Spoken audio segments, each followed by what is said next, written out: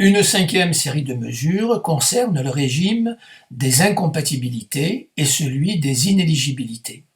On pourrait d'abord compléter la liste des fonctions incompatibles avec le mandat parlementaire, afin d'y inclure notamment les fonctions de responsabilité dans des sociétés bénéficiant de subventions ou de commandes publiques, afin d'éviter toute tentation de favoritisme.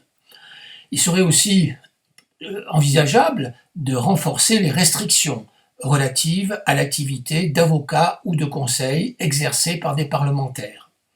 Il serait aussi possible, et même souhaitable, de préciser la procédure de contrôle et les différentes sanctions.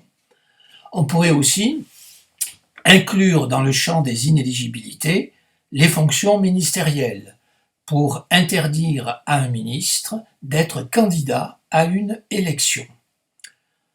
Serait également souhaitable la création d'une peine complémentaire d'inéligibilité pour toute personne coupable d'un crime ou d'un délit d'atteinte à la probité au sens large.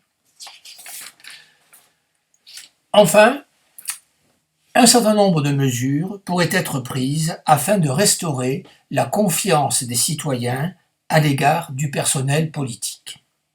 Par exemple, simplifier la levée de l'immunité parlementaire, ou encore imposer une vérification de la situation fiscale des responsables politiques, des parlementaires et des ministres.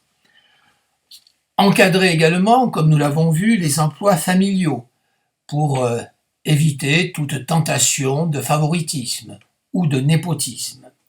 Mieux contrôler également l'utilisation des indemnités liées à l'exercice des mandats électifs, ou encore assurer le respect des règles déontologiques en élaborant un code de déontologie et en mettant en place une autorité de déontologie, par exemple, à l'intérieur de l'Assemblée des représentants du peuple.